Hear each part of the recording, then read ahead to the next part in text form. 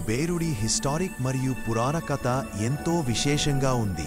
హిందూ పురాణాల ప్రకారం కుబేరుడు ముందుగా దొంగగా జన్మించాడు, కాని ఆ తరువాత తన భక్తితో తపస్సుతో దేవతల్లో ప్రముఖ స్థానం సంపాదించాడు. అతను విశ్రవాసు మరియు ఇలోవిద అనే ఋషి దంపతులకు పుట్టినవాడు. బ్రహ్మదేవుడి కృప వల్ల కుబేరుడు లోకపాలుగా ఆస్తి ధనానికి అధిపతిగా అయినాడు.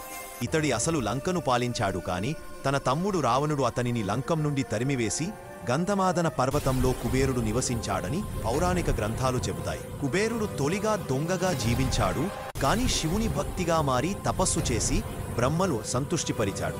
బ్రహ్మ అనంతరం అతనికి లక్ష్మీప్రదమైన నియమాలను, శంఖ పద్మనిధులను, పుష్పక విమానాన్ని ప్రసాదించాడు. ఇతడు 8 దిక్పాలకుల్లో ఒకడు, ఉత్తర దిశను రక్షించేవాడు. రావణుడు లంకను ఆక్రమించిన తర్వాత కుబేరుడు గంధమాదన పర్వతానికి తరలిపోయాడు. అక్కడే అలకాపురిని రాజధానిగా చేసుకున్నాడు.